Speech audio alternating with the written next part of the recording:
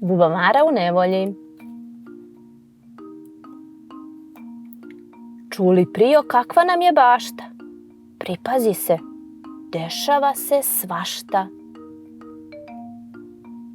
Mene juče pojurila glista, pa se sakrih iza suvog lista. A kad tamo neka grozna buba iskjezila 10 oštrih zuba, plaših se, skinuće mi glavu.